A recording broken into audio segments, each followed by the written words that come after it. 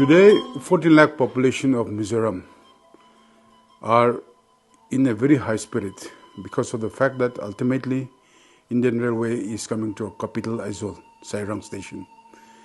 It is a very nostalgic moment for me for the fact that in the early 1980s, I traveled Indian Railways the first time. That was from Silchar. From Silchar all the way to Lamding, it was meter gauge. From Lamding down to Guwahati, it was broad gauge. So we had to wait for the connecting train coming from Dimapur in Lamding. Sometimes the train was delayed for so many hours. Even sometimes, it was a matter of 1 day delay. So we Mizo people had to travel by train. If you had to travel by train, we had to endure a lot of hardships. But today, I came to understand that Indian Railway is bringing directly broad gauge railway to Silchar, via Silchar to Sairang.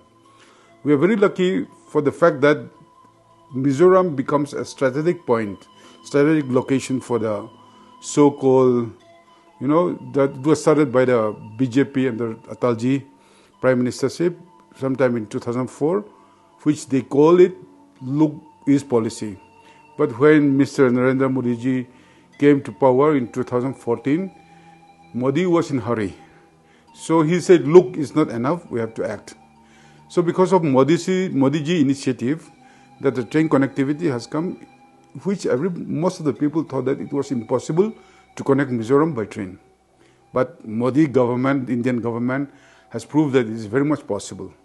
And the adventure of this Indian Railways coming to Sairang, you know very well that how many tunnels are there, how many bridges are there. So for Modi government, for India, in the process of making it to Viksit Bharat 2047, nothing is really impossible. With the coming of this railway infrastructure, the tedious journey for persons and for luggages, for property, from Guwahati to Silchar, Silchar to Aizawl will be made so much easier. It's not only faster, it becomes cheaper also. So in the process, I think this is a huge lift for Mizoram people, government of Mizoram, through the beautiful gesture of Act East policy, that the connectivity of train will be bringing so many blessings together. So I thank on my personal behalf and on behalf of the people, the 14 lakh population, the 14 lakh Mizo Indian, to the central government that ultimately this dream, what was considered impossible dream, has really come true today.